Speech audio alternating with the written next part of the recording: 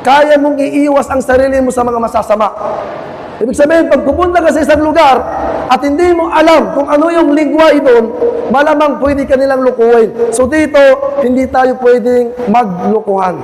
Okay? So ito yung unang-una dito. Pangalawa, yung ganitong gawain, alam niyo ba kung gaano kalaki ng gantimpala ng pakikinig ng simposyum? O sabihin natin na nandito ka lang, kahit na hindi mo naiintindihan yung sinasabi ng speaker. Anong sinabi ng Allah subhanahu wa ta'ala? O sinabi ng propeta sallallahu alaihi wasallam, inna lillahi malaikatan yatufuna fil ard yaltamisuna ahla dhikr fa idha wajadu tanadaw wa qalu hatu ila hajatikum. Sinabi ng propeta sallallahu alaihi wasallam, may mga anghel na ang gawain ng mga anghel na ito ay hinahanap nila ang mga tao na ang kanilang pinag-uusapan ay ang agama Islam. Yan nilang pambidyanan na agama. Nya ba ang mga malaika na dalagal bagilan kanya nila bagilayin ng mga daw abanuntot sa ilmo. Faida wajadu, pag makita nila, halimbawa, pagdating nila dito sa isyo, anong gagawin ng mga malaika? Tanadaw, tatawagin nila ang bawat isa. Siya kanutan, dahil nandito yung mga tao na ang kanilang dahilan kung bakit sila naipon ay para pag-usapan ang relihiyong Islam. Pagkatapos doon, aalis na yung mga malaika. Tatanungin sila ng Allah subhanahu wa ta'ala, kayfa taraktum ibadi? Paano ninyo iniwanan ang aking mga alipin? Anong isasagot ng mga malaika? Taraknahum wa hum yusabbihunaka wa yumajjidunaka wa yukaddisunaka. Ya Allah, yan namin kinatagag sa kanilang, iniwanan namin sila, nagbabasa sila ng Quran, nagtatasbih, pinupuri ka nila, Ya Allah, pinag-uusapan nila ang relihiyon, nakikinig sila. Anong itatanong ng Allah sa mga malaika? Hal ra'awni, nakita ba ako ng mga tao na yan? Kung bakit sila nag-ibon-ibon sa oras na yan? Anong sasabihin ng mga malaika? Wallahi ya Rabbana ma ra'awka. Ya Allah, hindi ka nila nakita. Anong sasabihin ng Allah? Fa kayfa idha ra'awni? Paano pag nakita nila ako? Halimbawa ganito, sa oras, may oras, nagkaili ito sa Allah Ta'ala, ano kaya ang mararamdaman ng bawat isa sa atin? Dahil ang pinakamalaking biyaya na ibibigay ng Allah sa kanyang alipin ay ang makita mo kung sino ang lumikha sa iyo. Pangalawa, yung tinatawag nila na pagkikipaghiwalay. Yat tito-tito, anakapitas idwa ka daw. Naghiwalay ang mag-asawa. Naghiwalay ang mag-anak, mag-ama na hindi ang kamatayan. Ano? Pag nakapasok ka sa paraiso at ang mga kapatid mo sa impyerno, yun ang totoong pakikipaghiwalay. So napakadelikado. So ngayon, tatanungin ng Allah subhanahu wa ta'ala ang mga malaika. Anong itatanong ng Allah? Mada yas'alun? Ano ang kanilang hinihiling? Ngayon, ikanasisita nila, nginang kanalimot silang sanan. Anong sasabihin ng mga malaika? Yas'alunaka al-jannah. Ya Allah, gusto nilang makapasok sa paraiso. Wala tayong hinahangad. Dahil kahanggat ano sa kinaangit ano siya, kanyanin tabi na makaludog tano sa surga. Kaya nga tinanong si Imam Ahmad, kailan ba makakapaghinga ang isang tao? Sabi ni Imam Ahmad, na unang tapak mo sa pintuan ng paraiso, doon mo mararamdaman na ikaw ay nakapagpahinga. Pero dito sa mundo, abadan, hindi ka makapagpahinga. Wala ka nakalakan ng insana fi ta'abin. Katotohanan, nilikha ang tao para ito ay mapagod. Kaya wag kang magrereklamo na ikaw ay pagod, dahil yun ang original na paglikha sa isang tao na siya ay mapapagod. So ngayon, magtatanong ang Allah, hal ra'awha? Nakita ba nila ang paraiso? kung bakit nila ito hinihiling, anong sasabihin ng mga malaika? Wallahi ya Rabbana mara'awha. Hindi nila nakita ang paraiso. Fakayfa idha ra'awha. Paano pag nakita nilang paraiso? Ganito. Anong sasabihin ng mga malaika? Kanu ashaddu talaban wa hirsan. Baka pati yung taga Davao pupunta dito makikinig kung nakikita natin ang paraiso sa oras na ito. Anong itatanong ng Allah sa mga malaika? Mada yata'awadun? Ano ang gusto nilang iwasan? Anong isasagot ng mga malaika? An-nar. Ayaw nilang makapasok sa impyerno. Anong sasabihin ng Allah? Hal ra'awha? Nakita ba nilang impyerno? Wallahi ya Rabbana mara'awha. Hindi nila nakita ang impyerno. Sabi ng Allah, fakayfa idha ra'awha. Paano pag nakita nila ang impyerno? Anong sasabihin ng mga malaika? Kanu ashaddu khawfan wa hirsan. Walang babaeng hindi magtatakip ng aura. Walang lalaki na gagawa ng ganito pag nakikita nila ang impyerno. Anong sasabihin ng mga malaika? Ito yung punto dito. Anong sasabihin ng mga malaika? Anong sasabihin ng Allah subhanahu wa ta'ala sa mga malaika? Ushidukum ya malaikati. Papatsaksyan ko sa kayo mga malaika ko. Gusto ko na saksihan ninyo o aking mga malaika ng lahat ng tao na nandiyan para makinig ng simposyong, ipapatawad ko lahat ang kanilang kasalanan. Anong sasabihin? Mayroong isang malaika, fakala malakun minal malaika, magrireklamo. Sabi na, ya Allah, may mga tao na dumating dyan para hindi makinig, kundi magbigay lang, magtinda, or pumasok dito sa gym, para lang, sila yung mag-aaris ng stage, sila yung tawag dito, nag-aaris ng bangko, pagkatapos lumabas din, may tao naman na dumaan lang, and then lumabas, hindi naman nakinig. Pati ba sila kasama sa ipapatawad mo ang kanilang mga kasalanan? Anong sasabihin ng Allah subhanahu wa ta'ala? Humul julasa, la yashka bihim jalisuhum. Ganyan sabi niya ang taong pag naipon, pati yung dumaan lang, yung nagtitinda lang na hindi nakikinig, pati yung nag-arrest lang ng bangko pagkatapos lumabas, ipapatawad ko ang kanilang mga kasalanan. Paano pa kaya kung kayo dito na nakinig? Nandito ka, nakinig, nanuliman ka, and then, mas aula, mas malaki ang gantimpala na makukuha mo. Kaya ngayon, yung topic natin ngayon na napaka-importante na dapat malaman ng bawat isa sa atin. So bago ito, dahil alam natin, 2 araw or 3 araw na lang insyaAllah, napapasok na ang Ramadan. Papasok na ang Ramadan. So bago ko simulan ang topic ko na sabi ng ating mga ulama na salubungin natin ang Ramadan, na lahat tayo ay mag-intensyon, mag-ikhlas tayong lahat. Ito ang pinaka-importante. Lalong-lalo na sa mga babae. Mag-ikhlas tayo. Bakit? May mga babae na kahit Ramadan, nawala sa kanila ang pag-iikhlas. Lahat ng ginagawa, kailangan kinukuha na ng picture. Pati pagkatarawi, ina-upload. Nilalagay sa Maydi. Lahat ginagawa. Isang araw, mayroong kwento, hindi ko rin alam kung gano'ng katotoo, pero isa-share ko lang sa inyo. Mayroong isang lalaki na 2 ang kanyang asawa. 2 ang kanyang asawa, at alam ko na ito ay gustong-gusto ng mga kababaihan. Okay? Ang magkaroon ng duwaya. So ngayon, itong lalaki na ito, every time na nagdadasal, yung 2 niyang asawa na sa likod niya, ang pangalan niya si Rukaya at saka si Hasana. Wala bang Rukaya dito? Wala bang Hasana? Okay. Every nagdudua, yung asawa nila, siyempre sa likod si Rukaya at saka si Hasana. Nagdudua yung lalaki, Rabbana atina fid dunya hasana wa fil akhirati hasana wa qina adhabannar. Sabi ni Rukaya, bakit hindi nabanggit yung pangalan ko?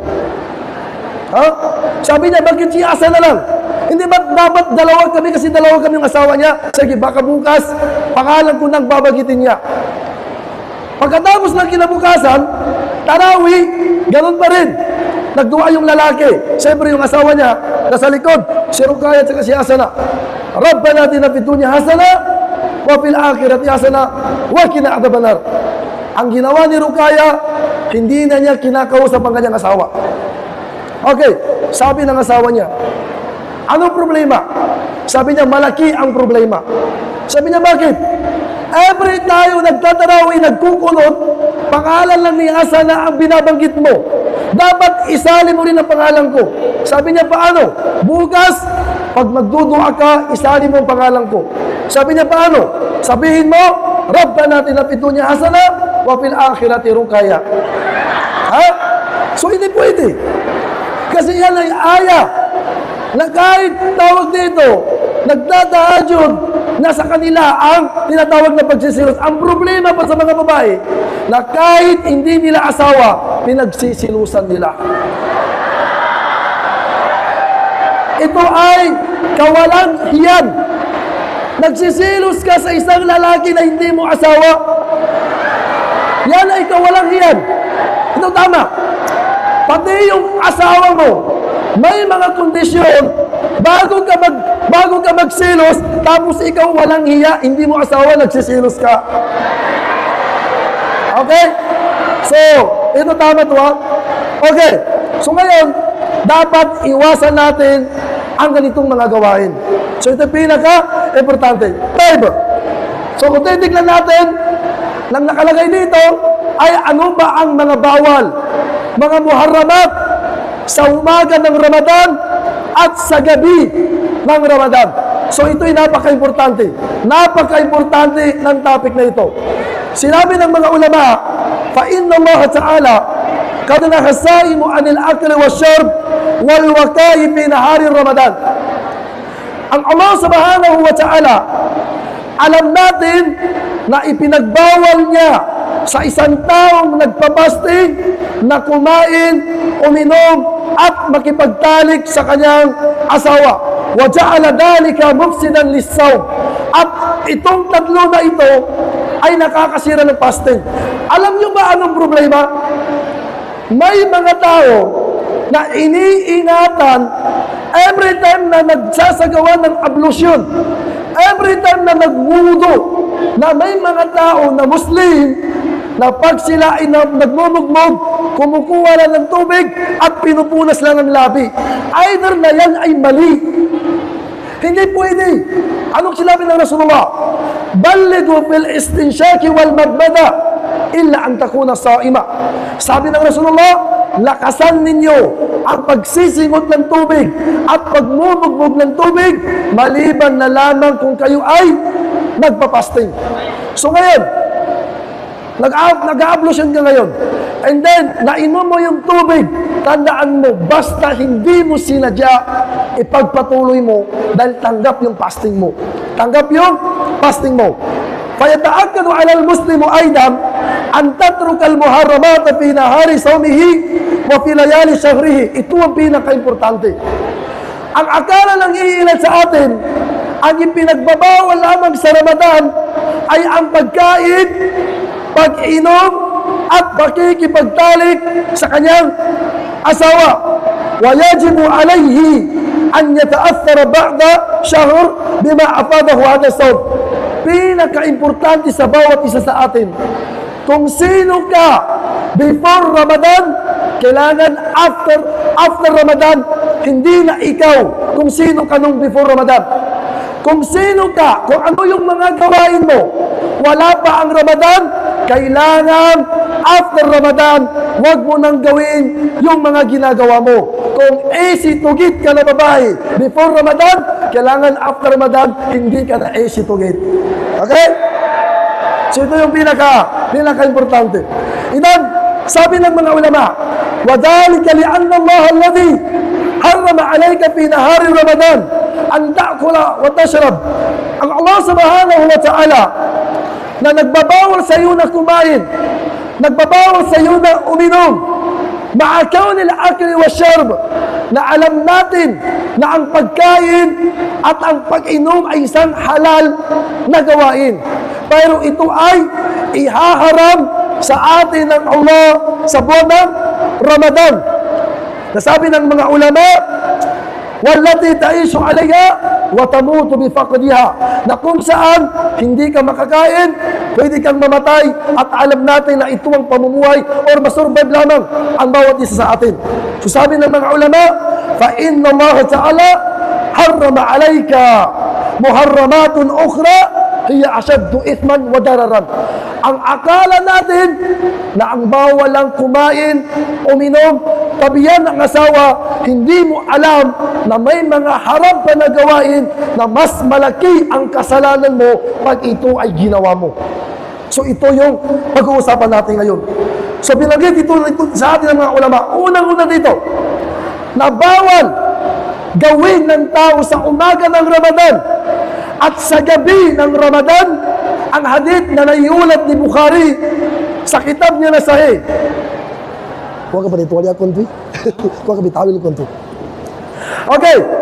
Nabanggit ni Abi Hurairah sa hadith na muntafaqun alay, sinabi ng Propeta sallallahu alaihi wasallam, إذا كان يوم صوم أحدكم فلا يرفث ولا يسخب ولا يفسق. Ibig sabihin, sinabi ng Propeta sallallahu alaihi wasallam, pag ikaw ay nagpapasting, kailangan iwasan mo ang tatlo na ito. Unang-una, ano yung pinaiwasan sa natin ng Rasulullah? As-sakhab. Mama na as-sakhab. Raf'us-sab bil kalami sayyi. Nyaba mga tao anya malchik mga ngarinin. Madumi ang mga bunganga. Ito napakarami. Tignan niyo mga kapatid. Lalong-lalo na sa mga babae. Alam niyo ba, malamang narinig ninyo na ang pinakamaraming tao sa impyerno ay mga kababaihan. Nung pinag-aralan ng mga ulama, isa lang ang dahilan. Isa lang ang dahilan. Ano yun? Yakfurna al-ashir. Matapang sila sa asawa nila. Hindi matapang sa boyfriend, kundi matapang sa asawa. So dapat ikaw na babae, ingatan mo ang ganitong mga gawain. Bakit? Ang babae kasi na mahina, madaling makapagsalita ng bad word, tukthir ng la'an, madali silang makabitaw ng masasakit na salita. So sa buwan ng Ramadan, ito po ay bawal. At lalong-lalo na ang tinatawag na ar-rafat. Ano yung rafat? Al-kalamu bil awrat. Ito sa mga lalaki. Kayong mga lalaki, bawal na bawal mong ikwento kung mayroon ka mang naging nakaraan sa mga babae. Kesyo, yang si Mariam, ex-girlfriend ko yan. Bawal yan. Kayo rin ang mga babae. Bawal kang mag-ipon ng lalaki at bawal mong ikwento ang nakaraan mo. Nasasabihin mo, lalapit ka sa isang kaibigan, nasaktan na naman ako, bigyan mo ko ng advice, hindi pwede yan. Anong sinabi ng Propeta sallallahu alaihi wasallam? Kullu ummati mu'afa illa al-mujahirin.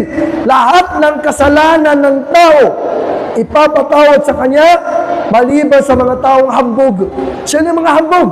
Lahat ng nakaraan niya, kinukwento niya. Takpan mo na yung nakaraan mo. Kayo namang mga lalaki, na lalong-lalo na ang tinatawag na ar-rafat, na al-kalamu fil awrati nisa. Makakita ka na ng sexy, kinalabit mo yung kaibigan mo, tignan mo yun, no? Bawal yan, lalong-lalo na sa Ramadan. Minsan, nagkukumbulan. Mga kapatid na mga lalaki, ipinagbawal ng Rasulullah na magtatambay kayo sa daan na kung saan may mga babae na dumadaan. Ito, napakarami. Minsan, dadaan si babae, kailangan nakamodel kasi marami nakakita. So ito, bawal. Bawal sa mga lalaki na magtambay sa isang daan kung ito ay dumadaan ang mga babae dito. Kailangan na kaiwasan niyo ba? At ito yung rafat na tinatawag o sinasabi ng mga ulama. Pangatlo, na al-fusuk. Ano yung fusuk? Pangi-insulto. Al-istikhza. Ano yung ibang kahulugan ng pag-insulto? Halimbawa, itong ginagawa natin na tinatawag mo yung kaibigan mo sa pangalan na hindi niya pangalan. Ito, bawal ito. Tingnan nyo, ang pangalan niya, Abdullah, huwag mong tawagin Buru. Napakaganda ng pangalan, Abdullah. May ano si Buru. Ang pangalan niya, Maryam. Sa surat ng Maryam, tingnan rin si Maryam. Huwag mong tawag, wala tanabazu bil alqab. Ipinagbawal ng Allah na tawagin mo yung kaibigan mo, kaklase mo sa pangalan na hindi niya pangalan sa Ramadan. Bawal na bawal ito. Bawal kang manginsulto. Bawal kang magmalaki. At lalong-lalo na sa ginagawa ng mga vlogger na ginagawa nilang biro ang relihiyong Islam. Magbigay tayo ng isang example. Pag malapit na ang Eid, Ru'yatul Hilal, anong ginagawa na gumagamit ng Facebook? Nagpo-post sila ng isang kalbo at sabi nila, nailay sa ulan-ulan. Nakita ngayon ang buwan. Yan ay isang pang-iinsulto. Ang pinag-uusapan dito para makita yung buwan, ikaw magpo-post ka ng isang kalbo tapos nakalagay doon tapay. Anong sinabi ng Allah subhanahu wa ta'ala? La in sa'altahum, la yakulun na innama kunna nakhudu wa nal'ab. Itong mga tao na ito, na kung tatanungin mo, Ustad, nagbibiro lang kami. Pagnamangyas kami po. Kumbaga na naglalaro lang kami. Kung ang pag-uusapan ay ang relihiyong Islam, hindi ka pwedeng magbiro. Anong sinabi ni Imam Shafi'i? Ang pakikipagbiro, maraming mga tao na hanggang ngayon, hindi sila nag-uusap-usap dahil lang sa pakikipagbiruan. So dapat wag masyadong makipagbiruan, lalong-lalo na kung ang pag-uusapan ay ang relihiyong Islam. Dahil sabi ng Allah, Kul abillahi wa ayatihi wa rasulihi kuntum tastahzi'un la ta'tadiru kad kafartum ba'da imanikum. Sabihin mo ya Muhammad, na pagkatapos nilang insultuin ang tungkol sa paniniwala sa Allah, sa kanyang mga aya, sa kanyang propeta, na ito'y kanilang iniinsulto, la ta'tadiru, hindi na kayo pagpapasensyahan, faqad kafartum ba'da imanikum. Pagkatapos nung maniwala, ngayon kafir na kayo. So ito ay ingatan natin mga kapatid sa pananampalatayang Islam. So ito yung una or tatlo na pinagit ng mga ulama na sinabi ng propeta sallallahu alaihi wasallam, fa in sabbahu ahadun aw syatamahu falyakul inni imru'un sa'im. Sister, brother, pag mayroong isang tao na pagsasabihan ka ng masama, ipupus ka, lilibakin ka, or pagsasabihan ka ng bad word, huwag kang bumawi. At sabihin mo, inni saimun. Katotohanan, ako ay nagpapasting. Alam niyo ba na ang pagsasalita ng bad word ay napakalaking kasalanan? Si Aisha radhiyallahu anha, nung siya ay magsilos kay Safiya, ang sinabi niya sa Rasulullah, Ya Rasulullah, hasbuka Safiya kada wa kada. Sabi ni Aisha, Ya Rasulullah, parang pandak si Safiya. Kumbaga na, pamamaraan yun dahil siya ay nagsisilos. Anong sabi ng Rasulullah? Ya Aisha, laqad kulti kalimatan law muzijat bima'il bahr lamazajathu. Yang sinabi mo kay Safiya na siya ay pandak na kung ilalagay sa dagat, mangingitim ang dagat. Sa laki ng kasalanan. Paano ba kaya kung maduduming salita ang lumabas sa bunganga mo, kapatid, sa pananampalatayang Islam? So ito yung una na hadith na dapat na iwasan natin na sinabi ng propeta sallallahu alaihi wasallam. Pangalawa, na hadith ni Abi Hurairah radhiyallahu anhu, sinabi ng propeta sallallahu alaihi wasallam, akhrajahu al-Bukhari fi kitabihi as-sahih, sinabi ng Rasulullah, man lam yada qawl az-zur wal 'amalu bihi falaysa lillahi hajatun fi an yada'a ta'amahu wa sharabahu. Ito ang pinakadelikado. Kung sino man ang tao na hindi niya iiwanan ang pagsisinungaling. Ang pagsisinungaling, lalong-lalo na sa buwan ng Ramadan. Kaya kayong mga babae, mag-ingat kayo sa mga lalaki sa buwan ng Ramadan. Minsan may mga lalaki, tatawagan, ititext ang kanyang nililigawan or si ano man dyan, girlfriend, nasabi niya na, mag-I love you ka nga sa akin kasi ikaw ang pampalakas ko. Huwag kang maniwala dyan. Huwag kang maniwala. At lalong-lalo na, kung sasabihin ng lalaki sa'yo na nag-iisa ka lang sa buhay ko, huwag kang maniwala dyan. Okay? Lalong-lalo na, sa buwan ng Ramadan, mga lalaki, bawal na bawal magsinungaling. Bawal na bawal magsinungaling. So dapat ito iniiwasan natin. Ito tama. Pagpasok ng Ramadan, alam niyo ba ang problema? Mayroon sa mga bangsamoro na ang ginagawa nila, hating gabi, nagbibidyo call.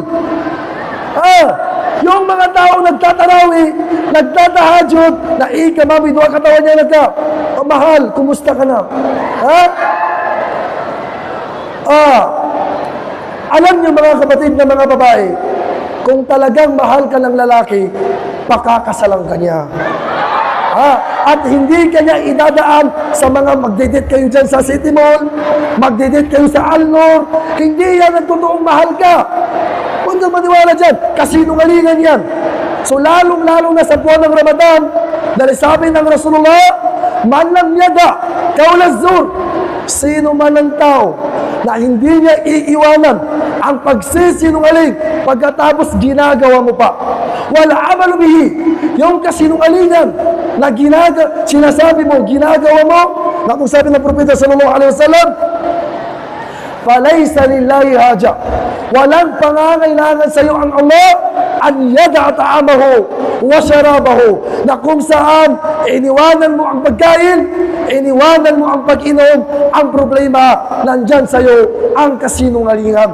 So ito, bawal na bawal sa umaga ng Ramadan, sa gabi ng Ramadan, at lalong-lalo na after Ramadan, ang pagsisinungaling.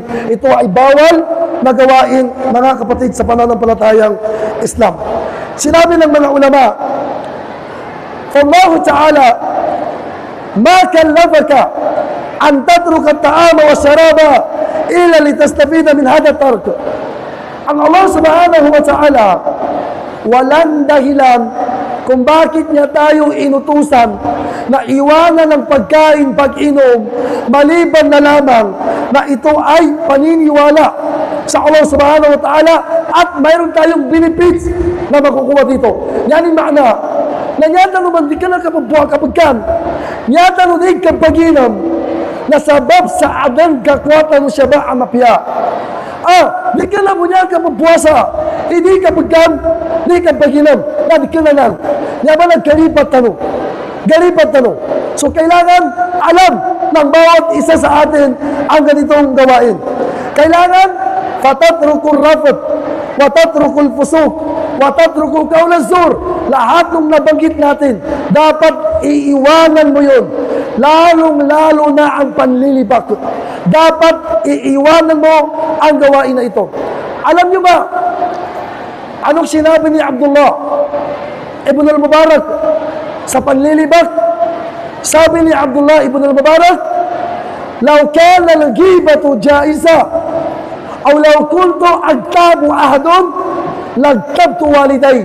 Sabi ni Abdullah ibn al-Mubarak, kung mayroon man akong lilibakin na ang gusto kong libakin ang nanay ko at ang tatay ko. Bakit? Li'annahuma ahakkun bihasanati ang gayri. Sabi niya, dahil mas gustuhin ko na yung gawain ko na maganda ang makakuha si ina at si ama kaysa sa ibang tao ang makakuha. Bakit? Pag nilibak mo ang isang tao, yung magandang gawain mo, maibabayad mo sa kanya. Sinabi ng Propeta sallallahu alaihi wasallam, "Atadruna manil muflis?" Kilala ba ninyo kung sino ang taong nabankrupt? Anong sinabi ng mga sahaba? "Ya Rasulullah, al-muflisu fina ma la dinar wala dirham." Ang tinatawag na nabankrupt sa amin, walang pera, walang kayamanan. Sabi ng Rasulullah, hindi yan. Al-muflisu min ummati. Ang nabankrupt sa ummat ko, sabi ng Rasulullah, Darating ang Yawmul Qiyamah, makukuha mo ang katibalan ng pagpapasting mo, pagsasaka, pagsasadaka, pag-uumra mo, lahat ng sambayan mo. Pero may mga tao na darating at sisigilin ka. Ya Allah, si kuwana ba niya na pinagkaya kunin? Ya Allah, si kuwana ba niya na inipaka kunin? Ya Allah, si kuwana ba niya na inipusa kunin? Pinagkaya kunin sa isyo. Ya ba, na inibaka kunin sa isyo. Anong mangyayari? Lahat ng mabubuti mong gawa, ibibigay mo sa mga tao na yan. Kaya ito yung sinabi ng mga ulama na najahu fil muamalat wa rasabu fil ibadat. Nakapas ka nga, nakapas ka, o najahu fil ibadat, nakapas isimba nun ka. Masya Allah, yung simba mo, nakapas. Pero ang problema, yung ugali mo sa mga tao, hindi nakapas. Bumagsak. So dapat huwag natin paghiwalayin ang dalawa na ito. So, pangatlo, na hadith na sinabi ni Abi Hurairah radhiyallahu anhu, na sinabi ng Propeta sallallahu alaihi wasallam na rubba sa'imin hadduhu min siyamihi al-ju' wal 'atash wa rubba qa'imin hadduhu min qiyamihi as-sahru, akhrajahu Ibn Majah wal Imam Ahmad fi musnadihi.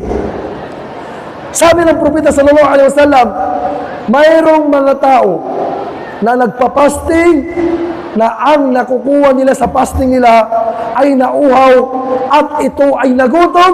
Mayroon naman mga tao na nagtatahajud, ngunit yung tahajud nila wala silang nakuha maliban na sila ay napuyat at maliban na sila ay nangayat. Paano natin maintindihan yun? Yung pagpapasting, panlilibak, pagsasabi ng kasinungalingan, mga bad word, hindi yan nakakasira ng fasting. Nakatulad ng pag-inom, pagkain, at pakikipagtalik. Pero anong mangyayari? Yung mga sinasabi mo na bad word, yung fasting mo, maaapektuhan niya at magiging wala itong saysay. Ito yung sinabi dito. Manlibak ka ng manlibak, walang problema. Pero hindi masisira ang fasting mo. Dahil pag sinabi natin na masisira ang fasting mo, kailangan mong palitan. Kailangan mong palitan. So ito, hindi mo kailangan palitan.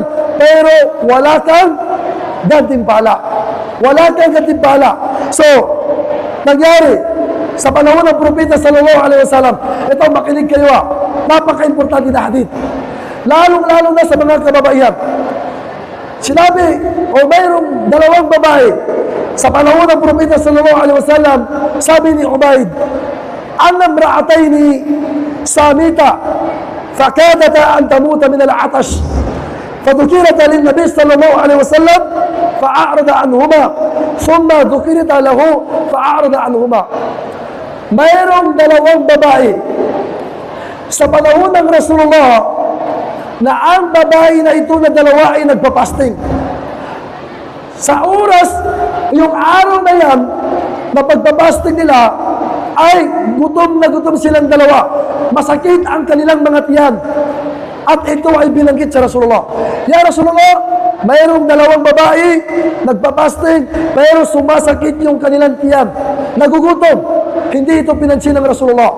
Hanggang sa umabot ng 2 beses. Pag-abot ng 3 beses, thumma da'ahuma fa'amarahuma an yatakayya'a fatakayya'ata mil'u kadihin min kayhi wa damin wa lahmin.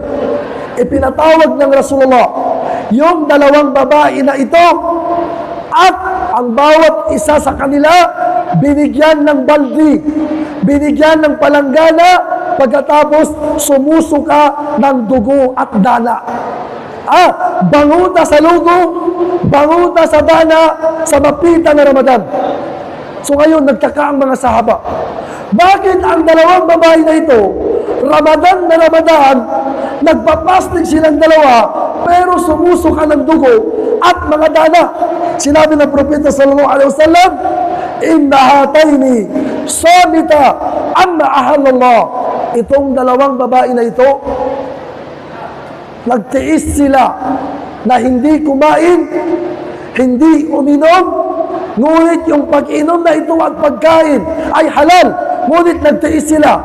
Ngunit ang problema, wa'aftarata ala ma harramallahu azza wa jalla alayhima. Ngunit kumakain sila sa kung ano yung ipinagbawal ng Allah. Ano yung kinakain natin? Sabi ng Rasulullah, jalasat ihdahuma ila al-ukhra. Ang ginagawa ng dalawang babae na ito, nagkukumpulan. Anong ibig sabihin na nagkukumpulan? Nag-uusap at ang kanilang ginagawa na ta'kulani luhuman nas. Kinakain nila ang balat o karne ng kanilang mga kapatid. Ano yun? Panlilibak. Panlilibak. So ito, napakadelikado, mga kapatid sa pananampalatayang Islam. Kung puwasan ka, kung ginadag ka, kung ka, matag ka na malan, matag ka na uhaw, nagtahajud ka, at alam nyo ba, na mayroong mali sa ginagawa natin, na kasanayan sa tahajud, ilang araw na lang Ramadan, papasok ang tahajud. Ano yun? Yung pagsusujud, pagruruko, at sasabihin mo ang Subhana Rabbil Azim ng 33 at Subhana Rabbil A'la ng 33 ay isang uri ng bid'ah. Hindi ganyan ang pagtatahajud. Halos makatulog na yung tao sa haba ng ruku, sa haba ng tahajud. Sa pagtatahajud, ang pahahabain pagtayo, hindi pagruko at hindi pagsujud. So ito baguhin natin ang nakasanayan natin. Kung gusto nating pahabain ang sujud, ang damihan natin ang pagdudua. Katulad ng sinabi ng Sheikh natin kanina, na dapat damihan natin sa sambayan. Pwede kang magdua ng Tagalog, Maguindanaon, Maranao, Arabic kung hindi ka marunong mag-Arabic. Huwag mong gawin na hindi ka marunong mag-Arabic, nag-Arabic ka. Ito mas mainam na itagalog mo na lang dahil ang Allah, lahat ng salita, alam niya. Okay? Mas'ala khilafiyah, nagkaiba ang pananaw ng mga ulama. Pero, si Sheikhul Islam Ibn Taymiyyah, nabanggit niya sa kitab na Majmu' al-Fatawa, ito ay walang problema. So, idan, iwasan natin ang mga ganitong gawain. Minsan, pagpasok ng Ramadan, pagtatarawi, ito totoo nangyari. Ang karamihan sa nagsasambayang, minsan nawawala yung mga tsinilas. May mga kumukuha. So anong silbi na pumunta ka sa tarawi, pumasok kang walang tsinilas, lumabas kang may tsinilas? Ito ang ginagawa. Pangalawa, ito ang ginagawa ng boyfriend and girlfriend na lalong-lalo sa Indonesia. Nagbibidyo ko yung dalawa and then nagtatahajud. Imam si lalaki, nasa Cotabato si lalaki, nasa Davao si babae. Papuntayan, mag-imam ka sa akin ngayon. Nag-imam mo si lalaki. Hindi pwede ang gawain na yan. Nagrurungko, nagsusujud, na nakabidyo ko silang dalawa. Kawalang alam, kajahil, kamangmangan, ang ganyan gawain, mga kapatid sa pananampalatayang Islam. So idan, falabudda an yakuna ala saim atharu siyam. Kailangan sa bawat isa sa atin na mayroong maging epekto ang fasting pagpasok ng Ramadan. Hindi natin alam kung lahat ba tayo dito maaabutan natin ng Ramadan. Pero insyaAllah, naway maabutan natin ang Ramadan.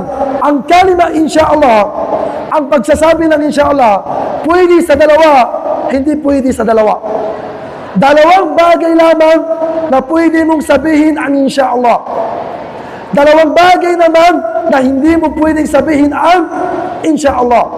Ano yung hindi pwede? Halimbawa, sasabihin mo sa kasama mo, sana pumasa ka sa board exam, insyaAllah. Hindi pwede yun. Huwag mong sabihin na insyaAllah. Dahil ang Allah, ayaw niya yung nagdudua ka at nagdadalawang isip ka ba kung tatanggapin niya o hindi. Pag sinabi mo insyaAllah, kung papayag ang Allah. Kaya pag sinabi mo, sana pumasa ka sa board exam, huwag mo nang sabihan lang, insyaAllah, bago sabihin mo, amin. Amin. Ito ang sasabihin mo. Hindi lahat na lang, inshallah. Sana pumasa ka, inshallah. Ano nangyari? Hindi pumasa. Bakit? Sabi niya, inshallah. Ibig sabihin, yun yung nangyari. Okay. Pangalawa, yung tapos na. Yung tapos na, hindi na natin pwedeng sabihin ang inshallah. Kumusta yung pag-i-exam mo? Hindi ako pumasa, inshallah. Hindi pwede yun. Hindi pwede yun. Yung tapos na, huwag mong sabihin ang inshallah. Ibig sabihin yung dalawa, na bawal mong sabihin ang inshallah. Ang pwedeng gawin, sabihin ang inshallah, yung future, mustakbal, yung hindi pa nangyayari. Sana makapunta ako sa Manila, inshallah. Wala takulu li shay'in inni fa'ilun dhalika gada illa ay yasha Allah. Huwag mong sasabihin na pupunta ako ng sesyo maliban bukas, maliban kung sasabihin mo ang inshallah. Pangalawa, na sana yung gaybiya, yung mga hindi nakikita, na kailangan ang sasabihin natin dyan, inshallah. Aral lang yun para malaman natin. Dahil si Sulaiman alayhi salam, kilala niyo si Sulaiman? Ilan ang kasama ni Sulaiman? 90 na babae. Anong sinabi ni Sulaiman? La'atufan na layla mraati. Ngayong gabi, yung 90 na asawa ko, gagalawin ko sa loob ng isang oras lamang. Sa isang gabi, yung 90 na asawa ko, gagalawin ko. Tignan nyo kung gaano kalakas si Sulaiman. Lahat sila mabubuntis. Lahat lalaki. Lahat magaling sumakay ng kabayo. Lahat magaling mag-jihad. Anong sinabi ng kaibigan niya? Kul inshallah. Sabihin mo inshallah. Sabi niya, hindi ko na sasabihin yan. Gagawin ko na ngayon. Anong ginawa niya? Falam yakul wala siya. Hindi niya sinabi ang inshallah. Pagkatapos niyang galawin yung 90 na asawa niya sa isang gabi, nasabi ng Rasulullah, walang nabuntis maliban sa isa at kalahati pa ang katawan. Bakit? Kung sinabi lang niya ang inshallah, sabi ng Rasulullah, mabubuntis niya yung yung 90 na asawa niya.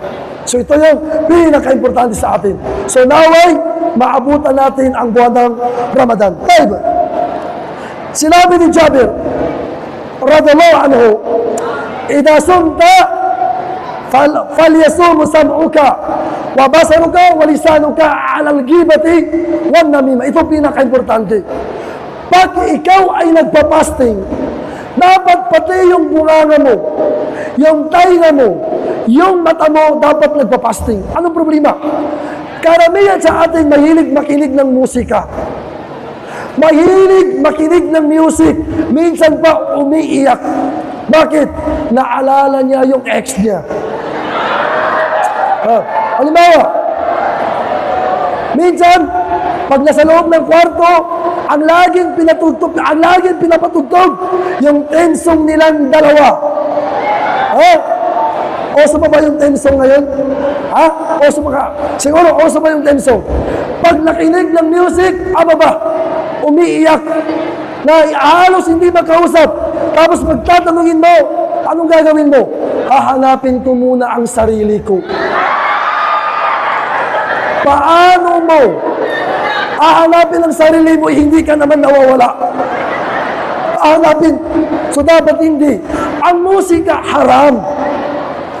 Ramadan o hindi Ramadan, iwasan natin. Sinabi ni Sheikh Salih Al-Fawzan, hafidhahullah, ang tao na mahilig makinig ng musika, bubuhusan ng tingga ang tainga niya sa kabilang buhay.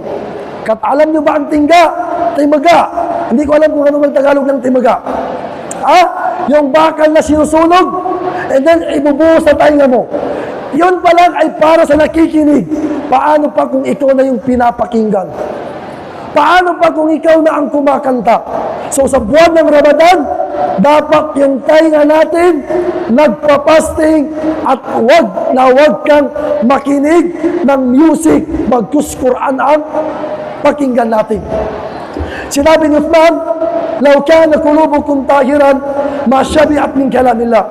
Kung yung mga puso ninyo, ang bawat isa sa atin, kung malinis lamang ang puso natin, hindi tayo mabubusog ng Quran. Pero ano problema? Sakit. Pag musika, pagtuko-tuko. Ano ba? Apat. Ano ba yung kanta na yan ngayon? Na halos lahat ng pagsaburo. Na kinakanta yung apat. Hindi ko alam ano magkanta yan. Na halos bawat isa nagpa-viral. So, hindi pwede yan. Gawain yan ng syaitan. At sabi pa ng mga ulama, kung gusto ninyong marinig ang boses ni syaitan, yun yung boses ng mga taong kumakanta. Ibig sabihin, yung pinapakinggan mo na apat, syaitan pala yan. Kaya huwag kang matutuwa. Okay, so idan, wabasaru ka, pati yung mata natin, dapat nagpapasting. Lalong-lalong na sa mga lalaki. Hindi yung may nakita ka sa social media, nag-post, i-jujum mo pa. Dapat yung mata natin nagpapasting. Dapat every scroll, astagfirullah. Ano yung pinakamaganda? Hindi yung pag nakakita ka ng sexy, alhamdulillah. Sasabihin mo alhamdulillah. Ito, mistake mga kapatid. Gatawano. Yung pagsasabi ng Masya Allah. Ito, lahat ng nakikita niya, Masya Allah. Nakita lang niya yung anak niya na marunong na mag-close open, Masya Allah. Yung anak niya marunong nang kumanta, Masya Allah, maturod sa ngaliwata ko, kababalo. Sasabihin mo yung Masya Allah sa gawain na yun, Masya Allah, sobrang ka-sexy nun ka. Sasabihin mo yung Masya Allah sa gawain na yun, Allahu Akbar. Hindi pwede. Ang Masya Allah, sasabihin mo lang sa isang magandang gawain na nakakamangha. Nakita mo lang na maganda yung busis, Masya Allah, mapyaban iswala nino. Kana syaitan nina nagalbukam. Ngayon ito kang pamagtanan ka. Na dapat yung mata natin, naiingatan, lalong-lalo na yung dila. Kailangan ito ay magpapasting. Saan? Sa panlilibak, pakikinig ng musika, pagtingin ng haram. Dahil, at pangapat dito, wada adaul jar. Wag mong samukin ang kapitbahay mo. Ito ipinagbawal sa Ramadan at hindi sa Ramadan. Ikaw na mahilig makinig ng music, na wag mong lakasan, alam mong haram, wag mong lakasan kung mayroon kang kapitbahay. Ano bang tinatawag na kapitbahay? Ang kapitbahay ba na tinatawag kapitbahay mo sa bahay? Hindi po. Ang kapitbahay na tinatawag, katabi mo sa sasakyan, katabi mo sa kwarto, katabi mo sa klase, katabi mo saan? Ganito, yung nasa tabi mo, ang tawag dyan ay kapitbahay. So, hindi lang yung kapitbahay mo sa bahay ang pakikitunguhan mo ng maganda, kundi lahat ng makatabi mo na mga tao. Kaya sabi ng mga ulama, ito napaka-importante kung nakita mo yung kaibigan mo, halimbawa, matagal mo ng kaibigan, kakilala mo, nakita mo siya at nakita ka niya at hindi ka niya pinansin. Ito nangyari. Pag nakita mo yung kaibigan mo at dumaan, nakita ka niya, hindi ka niya pinansin, sabi ng mga ulama, mag-isip ka ng 90 na dahilan na maganda kung bakit ka niya hindi napansin. Itong pinakamainam. Baka busy siya, baka nagmamadali, baka stress siya, baka hindi niya ako nakilala. Ganito, hindi yung magpupus ka na, akala mo papansinin kita.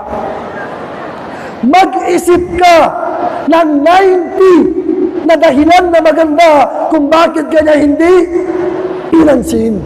Hindi yung babawi ka, ibablock mo sa social media. Hindi pwede yan. Dapat na, husnul dhan, mga kapatid sa pananampalatayang Islam.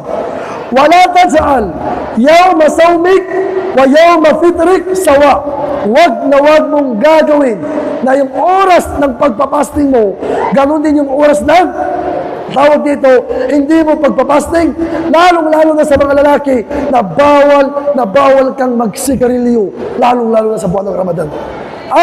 Itong sigarilyo, ito ay haram. Walang nagsasabi dyan na makro, maliban sa mga akida na mubtadi. Ang akida ng Ahlus Sunnah wal Jamaa, yung tinatawag na pagdangas. Hindi ko alam kung alam ba ninyo. Pagdangas, nagsisigarilyo sa umaga ng Ramadan. Nasisira yung fasting mo dyan. Pangalawa, nakayanan mong hindi magsigarilyo sa umaga ng Ramadan, dapat sa gabi ng Ramadan, hindi ka rin pwede magsigarilyo. At pangalawa, na muharramat sa buwan ng Ramadan na nabanggit dito ay adatu sirriya. Itong mga ginagawa ng mga lalaki na ito, open-minded tayo na pinaglalaruan nila ang kanilang mga sarili. Ito bawal. Haram. Ang sinabi ng Rasulullah, kung hindi mo kayang mag-asawa, walang sinabi ang Rasulullah na magsarili ka. Ang sabi ng Rasulullah, mag-fasting ka. Magbuwasa ka. Ito, Ramadan o hindi Ramadan na dapat iwanan natin dahil ito ay kasama sa mga gawain na mga muharramat. Innal ma'siyata fi Ramadan asaddu minha fi ghayriha. Ang mga kasalanan sa buwan ng Ramadan ay mas malaki ang parusa kaysa sa maliban dito.